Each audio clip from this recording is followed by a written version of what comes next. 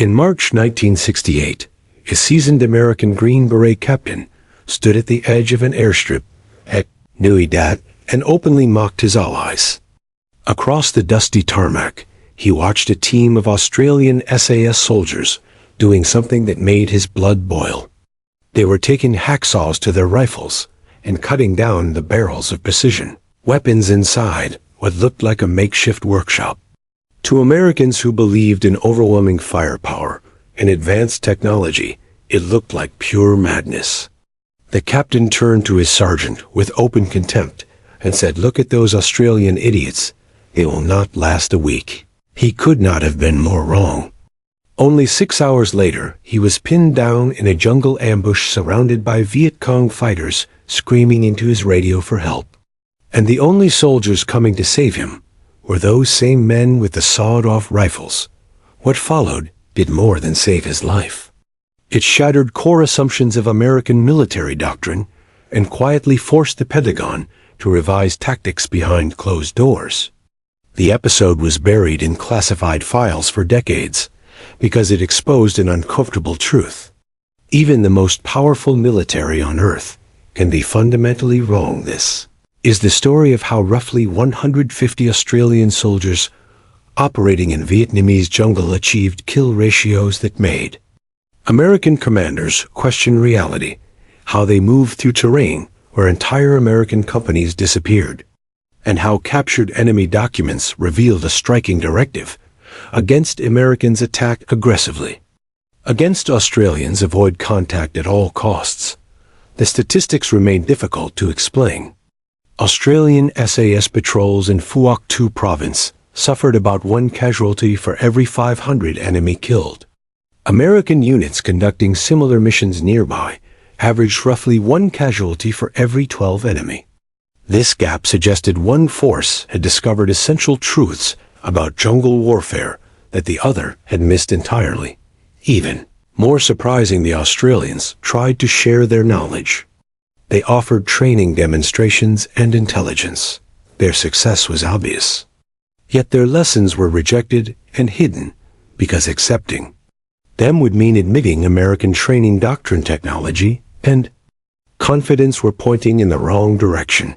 After the war, when a Viet Cong battalion commander was asked which enemy he feared most, he did not name the Green Berets or the Navy SEALs or Marine Recon.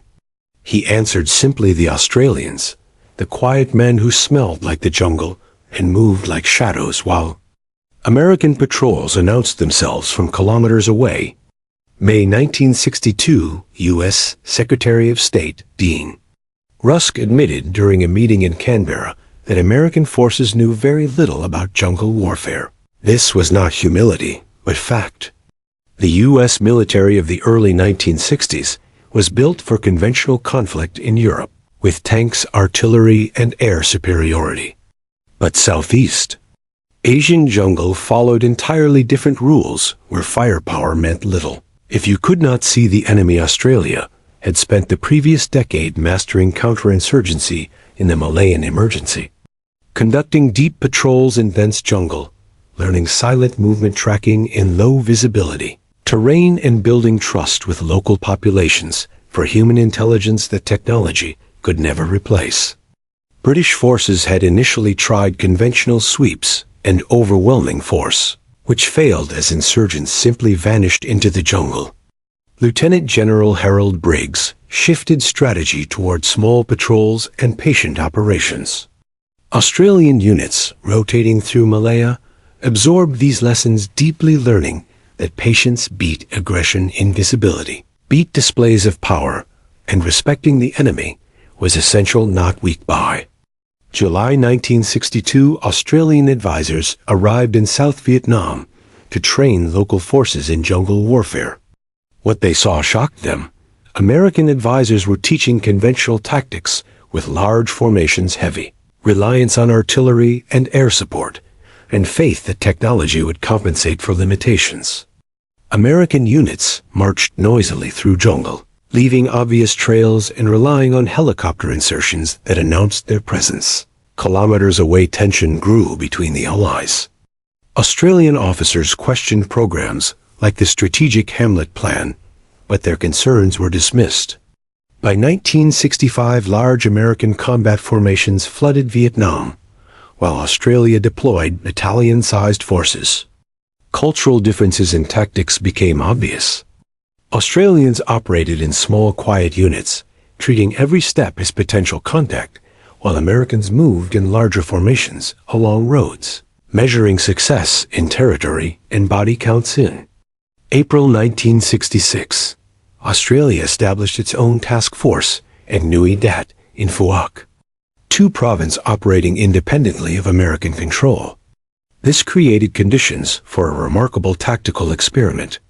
Alongside infantry battalions, artillery, and armored carriers was a small but lethal reconnaissance element, the SAS.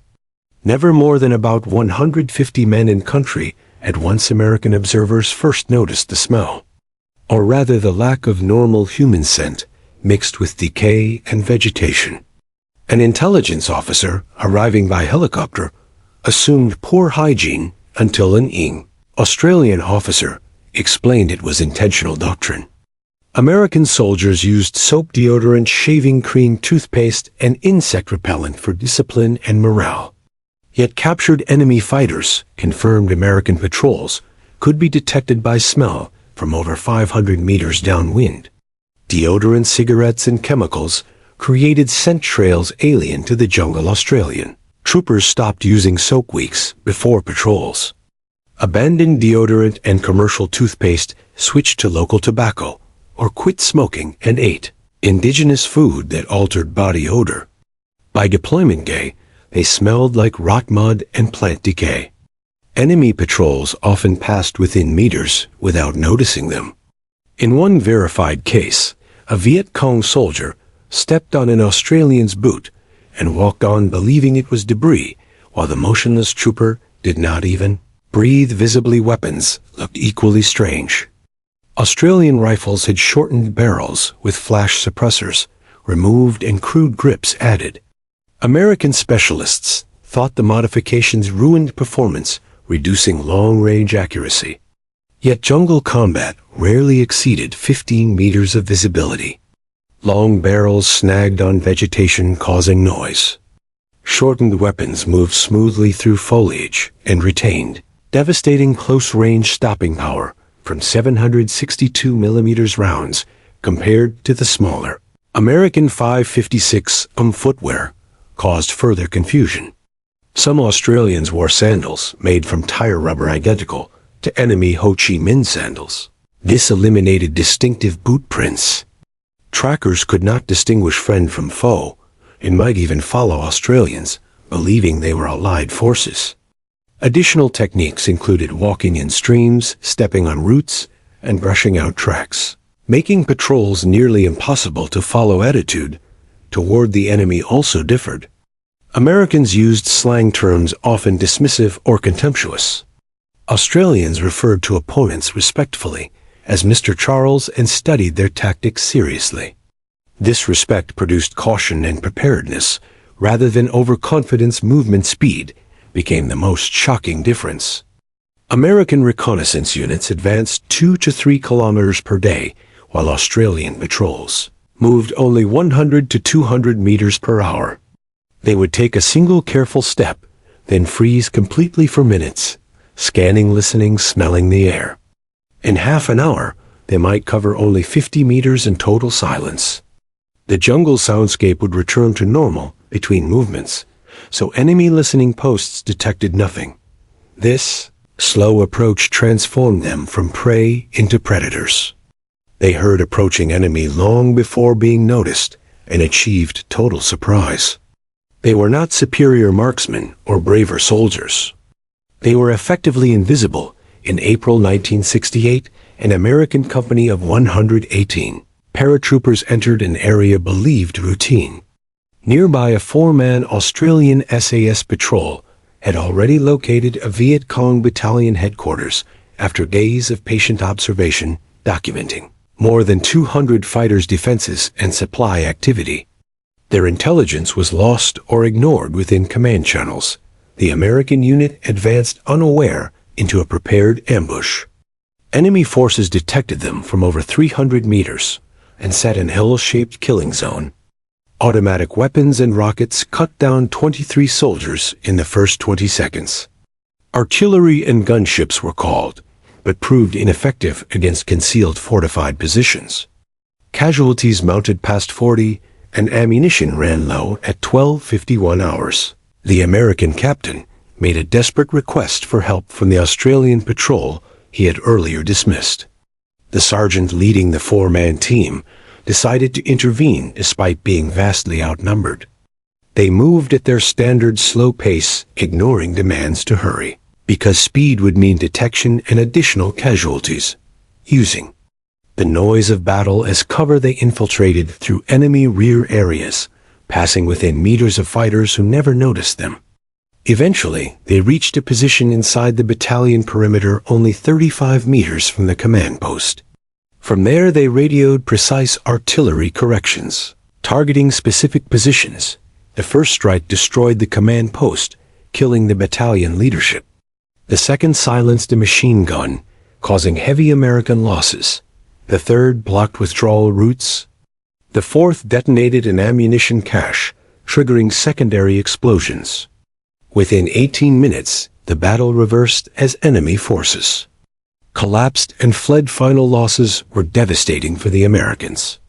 34 dead and 51 wounded, while the infiltrating Australian patrol suffered none. Reports were classified not for security, but to protect institutional pride. A handful of soldiers using methods labeled primitive had achieved what heavily supported American forces could not. Captured documents later revealed the enemy had separate tactical guidance.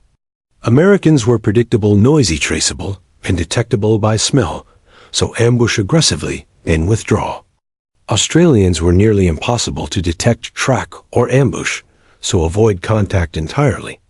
They were called phantoms of the jungle. Enemy activity in Australian sectors remained consistently lower because opposing forces preferred to fight Americans instead. The difference traced partly to techniques influenced by Aboriginal tracking knowledge, refined over tens of thousands of years, emphasizing patience, environmental integration, and extreme observation skills. After the war, statistics showed Australian and New Zealand SAS conducted nearly 1,200 patrols, inflicting about 600 confirmed enemy casualties, while suffering minimal losses, roughly 1 killed in action and a handful of others from wounds, accidents, or illness. About 28 were wounded among 580 who served. A kill ratio near 100 to 1, unmatched by other units. Elite American formations rarely exceeded 17 to 1. Many of these lessons were eventually absorbed, decades later, influencing weapons like the shortened M4 carbine and modern special operations training that emphasizes stealth, adaptation, and noise. Disciplined. The American captain, who had mocked the Australians, survived and spent the rest of his deployment trying to understand why everything he had learned had failed. He realized his men had announced themselves through smell, noise, and movement long before contact. Assumptions drilled into him by training were disastrously wrong for that environment. He left the Army in 1970 and never spoke publicly about the incident. But he remembered the radio call begging for help from soldiers he had dismissed. The agonizing wait while aid crept forward at 100 meters per hour. The moment 4 men smelling like the jungle emerged after walking undetected through an enemy battalion. And the instant artillery finally struck with pinpoint accuracy, the enemy called them jungle ghosts. American officials labeled their methods primitive. Survivors called them the reason they lived to return home. One Australian casualty for roughly every 500 enemy killed was not luck or favorable assignments, but the outcome of adapting to the jungle rather than forcing the jungle to adapt to them. Moving like shadows instead of announcing presence. Fighting on terms the enemy could not counter. The Pentagon knew the numbers and hid them. The enemy knew them and feared them, The survivors knew them and owed their lives to them. It was the mathematics of patience over firepower and adaptation over arrogance. More than half a century later, the lesson still applies.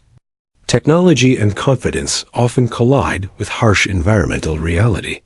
The Australians solved this problem in 1966 and even offered to teach others what they had learned.